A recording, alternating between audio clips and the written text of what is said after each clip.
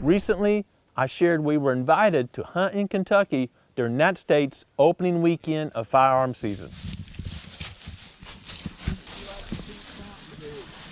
While hunting with my good friend Mr. Terry Hamby, I tagged a good buck. That's a really nice deer. I am. Dude, look at that. I mean, you know, here's my hand again. Look at that forehead. It's as big as my hand.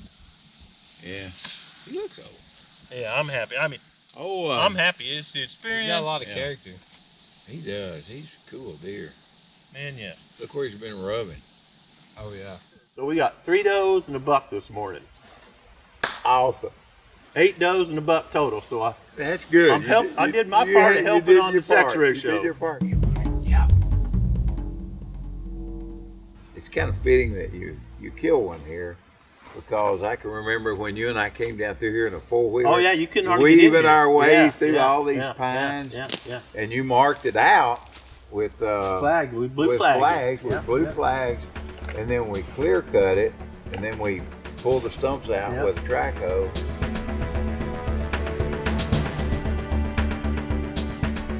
So it was an awesome morning.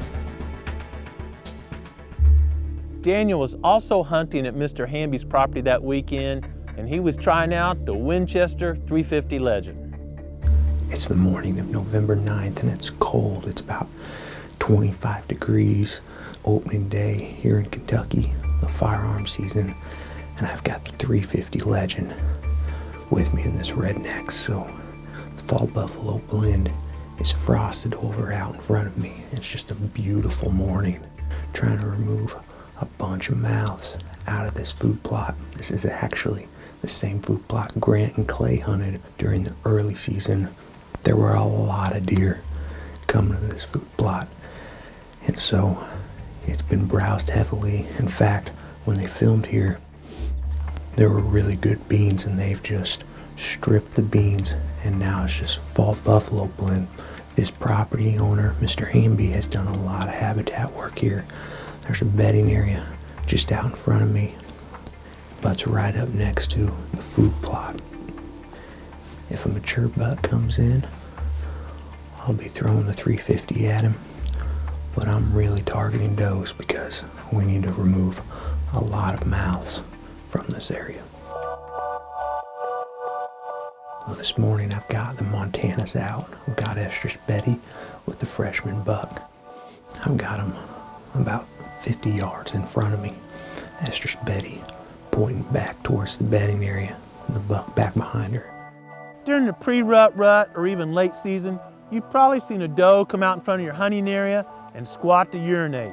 And almost every buck in the field will come check that out. If it seems deer aren't closing the distance to your setup, put some Montana decoys out and see if you can't bring them in and put some venison in your freezer. Deer almost always approach decoys from the downwind side. So wisely before the hunt, Daniel placed the decoys in a scent crusher bag and took care of any odors.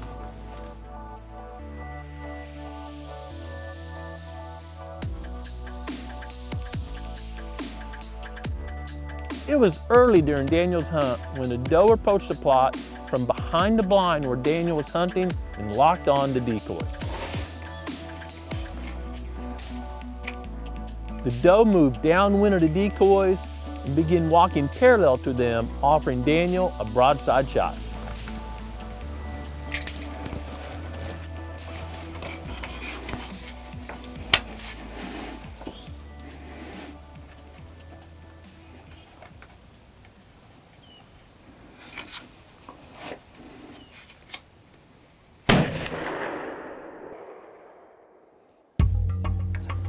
Well, it worked perfectly. Doe number 1 is down. Decoys worked perfectly. She came in kind of behind me, slipped into the trees, and then tried to circle downwind of them and came parallel to them and offered me a great broadside shot at, I don't know, maybe 70 yards, 80 yards.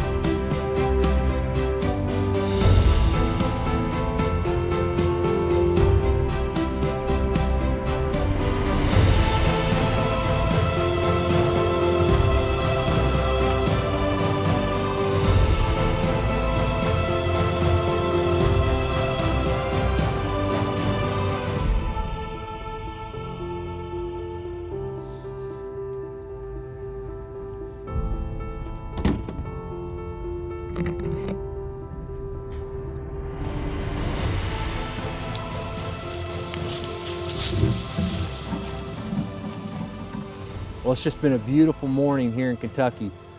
We had frost this morning, it was cool temperatures, and deer were moving like crazy. This doe presented me a great shot. Had the Estrus Betty and the freshman Montana Decoys out, and she locked on the decoys and came circling around, right around him. And she didn't go but 60 yards.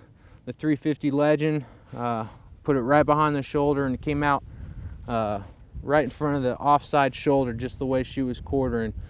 And I suspect this won't be the only doe that goes down this weekend here in Kentucky. Daniel's strategy worked perfectly, and he tagged the first doe during that hunt. Growing Deer is brought to you by Bass Pro Shops and Cabela's. Also by Reconics, Eagle Seed, Winchester, Lacrosse Footwear, Morel Targets, Bog, Hooks Custom Calls, Montana Decoy, Summit Tree Stands, Drake Non-Typical Clothing, RTP Outdoors, Yamaha, Fourth Arrow, Onyx Hunt, Scent Crusher, Scorpion Venom Archery, Blood Sport Arrows, Code Blue, Decode, G5 Broadheads, Prime Bows, and Redneck Hunting Blinds. That afternoon, Daniel headed to a different location, a small food plot with bedding all around.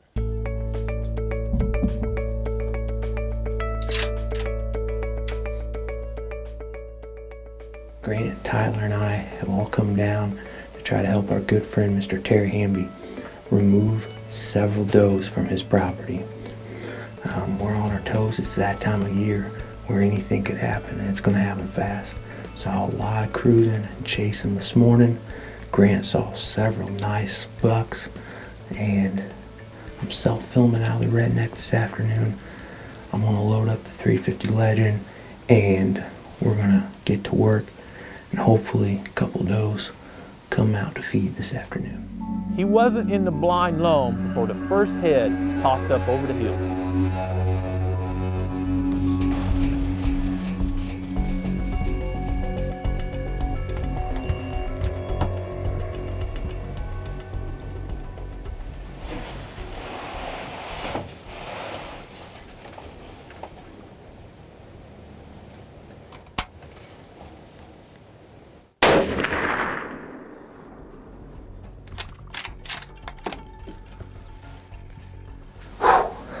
Well, that happened fast. She's down in the plot. That's a great attraction for a mature buck to come in, sit checking this food plot, and to have a doe down in the plot. Man, you know, it happened fast. I'm following through, but I think when I looked through the scope as I was following through, it looked like that 350 hit her in the shoulder, and she just, just reared up and fell backwards. It did a number on her, it looked like. Whew. Having a doe down in the plot can be a great attractant to other deer. Suddenly, another doe ran into the plot. The second doe saw the first doe laying there, hit the brakes, and offered Daniel a clean shot.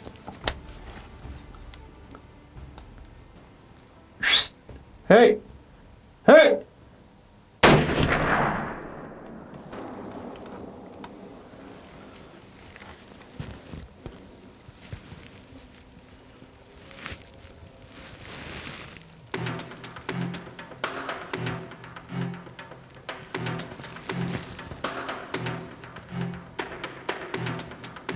Now there were two does in the plot, and this buck didn't want to leave.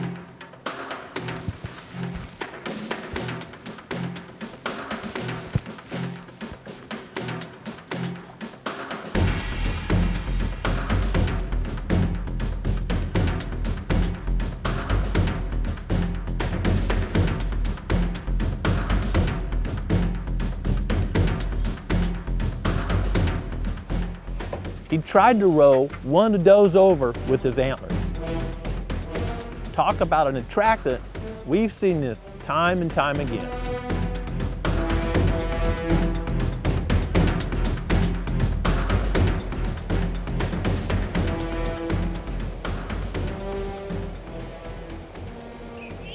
As Daniel was watching this buck, another doe stepped out.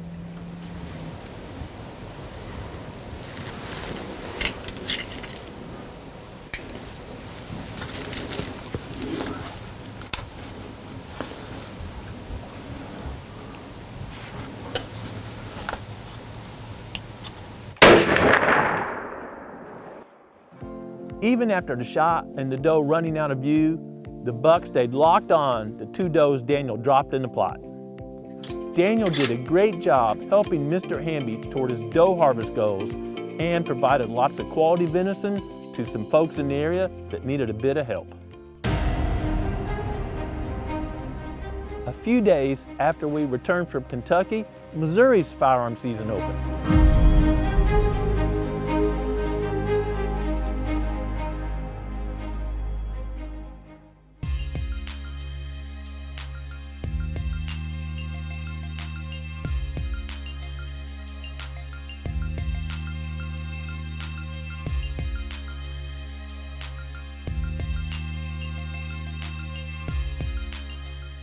Daniel and Tyler hunted together during the first few days of Missouri season, but deer sightings were few and far between. During the morning of November 18th, Daniel and Tyler decided to go to a redneck blind that's in the center of a long plot we call Big Boom. There was a south wind and Daniel thought he might see a buck cruising the ridge top, scent checking a small bedding area to the south. There was a beautiful sunrise, and when the sun got high enough, the frost on the blind began to melt. Mid-morning, Daniel spotted movement at the far west end of the plot. Daniel didn't have the necessary small game permit to harvest a coyote, but Tyler did, so he quickly grabbed a Winchester. Yeah, there he comes. Right side. Yeah. Hold on. Right side of the food plot. Yeah. Right side. Yeah. Hold on.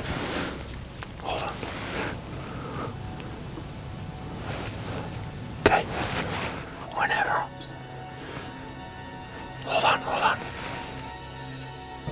Okay, stop. Ready? Yep.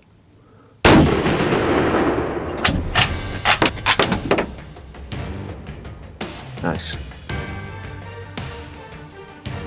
That's the first coyote down this season at the proving grounds, and we're one step closer to balancing predator and prey populations here at the proving grounds as we enter the trapping season. It's important to note what this coyote was doing, and it's a great lesson for hunters.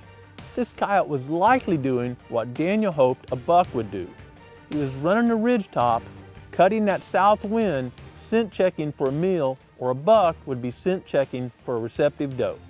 For a critter, this is the best technique to cover a lot of ground.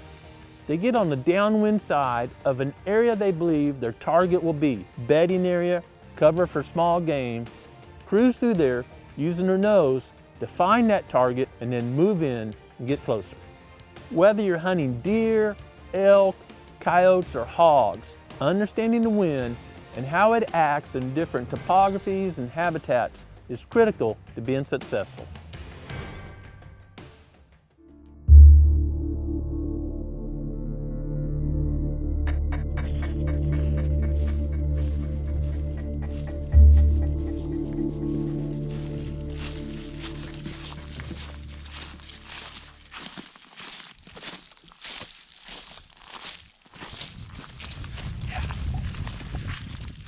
That afternoon, Daniel and Tyler decided to use the same strategy at a different location. They were going to move to the Big Cave food plot.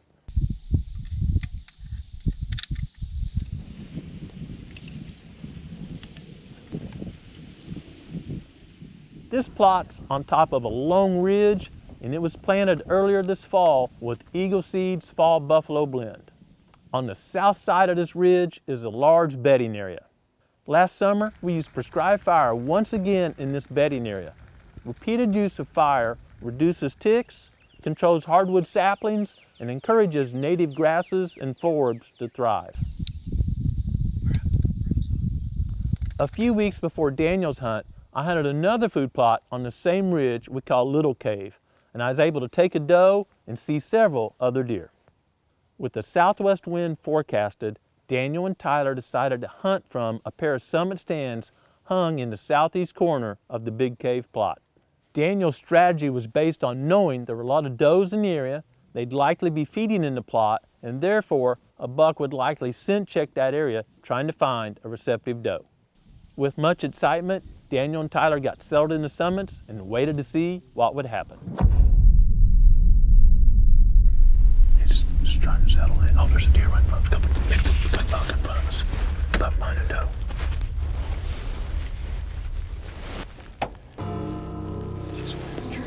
He's gonna come out over here.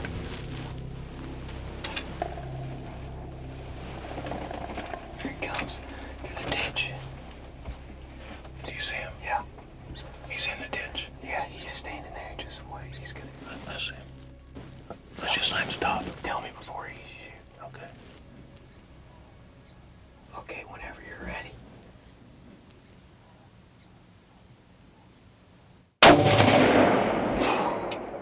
Good shot. Buck down. Oh, hold on. Let's get this doe. Let's get this doe up here.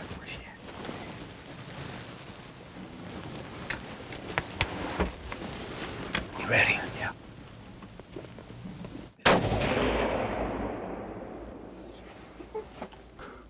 How about that? Holy mackerel. Those deer both just felt like a bag of concrete being dropped off the back of a truck. You know, caliber is a very personal choice, but if you don't like recoil, you don't have to shoot that big magnum, especially for whitetails. Something like a 308 or a 6.5 will do just fine.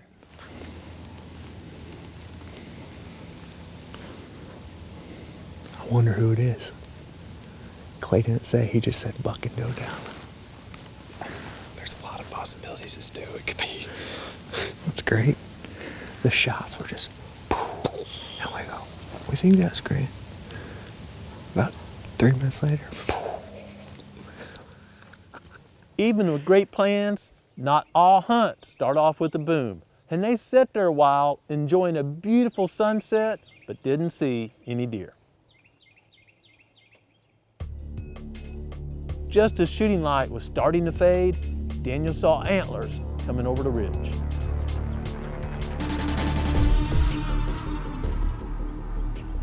big tall tight eight. He's looking right at you, stop. You got good footage, good light. Yeah, he's looking right at you. Like locked on. Okay.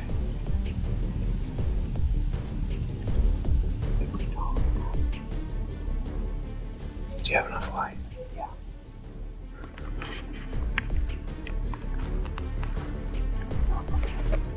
Yeah. You on him? I'm on 15 shutters. But good footage. Yeah, 15 shutters. That's okay. Tell me before you shoot.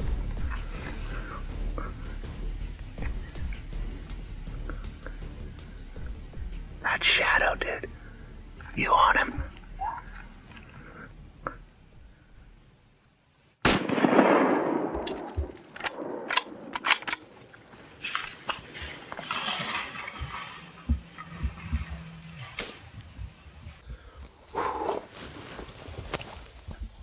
Holy cow.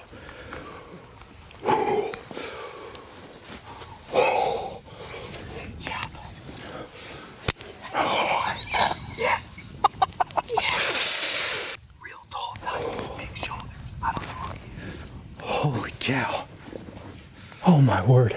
That happened quick and last light. Good buck. I looked over and I saw his head come up over the hill. I couldn't tell who he was, but he had big shoulders, good antlers. He was a good deer. You don't know him? I don't know. I don't know that deer. I couldn't tell, but I wasn't really focused on the antlers. I saw he had good shoulders on him. He was a big bodied deer. It's a good night. Grant shot a buck, I don't know, 30 minutes ago. Got the text that he had a buck down. Oh my word, I'm shaking. Oh. I know. It's not like Daniel to be so mysterious here. I'm still waiting to see what we're gonna find. Yeah. There's Oh, yeah. blood. Oh yeah. I mean, You lead the way. Yeah, make All a trail. right, here we go. Make a trail, Daniel.